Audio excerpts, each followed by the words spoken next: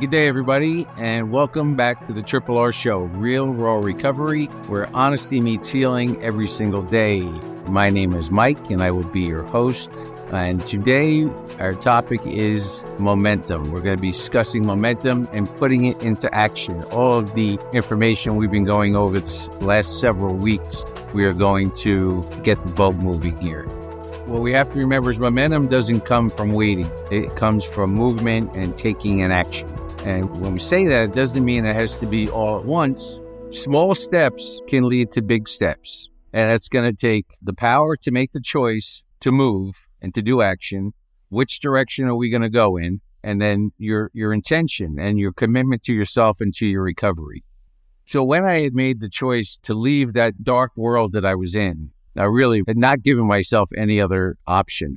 The option that was left for me was not an option that I was prepared for. And when I say that dark world, it just becomes a cycle where I had become a robot and nothing at all resembled the person who I was. And it started physically, where somebody noticed that I was shaking one time, and I didn't even realize that I was shaking. And they're like, "Why are you shaking?" And I was like, "I don't know." And I had become physically dependent to alcohol. And then, of course, I get into the cycle. Well, I can't be shaking because that's going to make me look weak and vulnerable. So the only way to stop that would be to drink again. And then I was alone, which is a scary feeling. But I was alone because of the choices that I had made, the poor choices. Remember, we always have a choice in our lives. And I was making poor decisions. I was making poor choices. And I paid the consequences. So what did I do when I was alone and I was scared? Is I found solace in other things. So I was adding to my mask. So alcohol was the mask. And then I found solace in going out and meeting people and meeting the wrong people as opposed to the people that were in my life that were positive. But they were no longer there because of the decisions I had made. And also, ladies and gentlemen, always remember, just because you may have lost your dignity and your family and relationships and your job or money or whatever it is, the one thing that you can always take with you, even if some things don't come back, the one thing they can't take away from you is your integrity and your dignity, which you will get from transformational therapy. And any situation that you find yourself in moving forward, as long as you continue to do the work, is going to have a positive experience on you for everyone else around you. When I was first introduced to transformational therapy, it was definitely something new. It was something foreign from anything that I had heard in the past. But at the same time, I was not willing to do the work that was necessary at first to see change. And what I wound up doing was, I said to myself, Mike, what do you really have to lose? I had already lost everything. I had lost my family. I had lost my dignity. So I dragged myself in front of that mirror, as uncomfortable as it was, because I didn't like who I had become, where I was, who was not with me anymore. And for a little bit, I started doing the work just for a minute or two for the first day. And then I started looking back on it throughout the day. And for me, it felt good. It was validating that I had made the commitment and I got in front of the mirror to reconnect with myself. And that small victory felt good. And I wanted to do it again. I wanted to do it again because it felt good. And that sounds familiar to all of us, right? Well, we're not feeling good, and then we do or use something that makes us feel good, and we want to do it again. But this time we're doing it for ourselves, and we're doing something positive. So the question is, what was holding me back from doing this work? And basically, it was resistance. And we have spoken about resistance before. And first off, I was scared. I was fearful. Again, to confirm, I didn't like who I had become. I didn't like where I was at. I didn't like who wasn't with me. I was procrastinating on many things in my life, especially my recovery. I was like, oh, I don't have time right now, or I'll do it next time, or that sounds interesting. Maybe I'll try that. Or I've tried that before and it doesn't work. And we have to get to the point where we don't try, we just do. And there are certain words that we speak to ourselves, like, I think, I'll try. That has to be erased from your vocabulary, because they have negative connotations. And that self-fulfilling prophecy is going to carry you stuck or backwards and not moving forward where we want to go. And the last thing was perfectionism. And I was a perfectionist as long as it was done my way, because I thought I knew everything. And through this work, I started to understand that nobody is mistake-free. And every mistake that is made is a lesson that we can learn from and continue to move forward. But we make less mistakes through this work because we handle situations differently. The world slows down. Moments slow down. Situations slow down. And you don't even realize when you get here to this point, when all of a sudden something happens and all of a sudden transformational therapy kicks in and you're aware of the situation, you can breathe it in, you can take a step back, analyze the situation, and the way you handle it is so much more productive for you, for the people that are involved in the situation, and there's just serenity. There's a serenity to the environment that doesn't have to explode, doesn't have to be angry, doesn't have to lead to frustration, and doesn't have to be carried throughout the rest of your day. But then what I had to do is I had to look at my life and where I was at, and if you take a snapshot of it, to be honest, my life was in utter hell. It was anywhere near what I had expected it to become.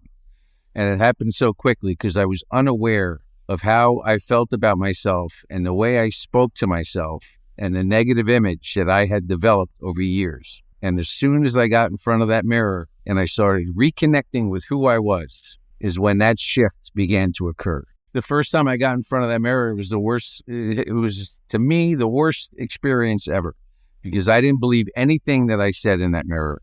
And we discussed this in other podcasts. I did not believe that I was perfect, whole, and complete. I did not love my life exactly as it was right now. I went down the list and every single positive affirmation that I gave myself, I was shaking my head. No, I don't believe that.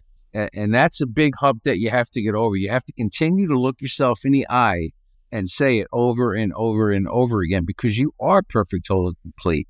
We just made mistakes, again, to the best of our ability with the knowledge, understanding, and awareness that we had at the time. And for me personally, I did not have the knowledge. I did not have the awareness of how speaking to myself would affect my self-image and my self-esteem. And getting in front of that mirror was magic for me. And if you don't find what's going on inside of you, you will stay chained up to the person you used to be. And putting it into action will set you free so you can actually find out who you are and enjoy a fulfilling life moving forward to the degree that you can't imagine. And I've been in treatment centers and they'll give a drill where they'll say, write a letter to your younger self. What would you say to your younger self? And I was thinking about that this morning.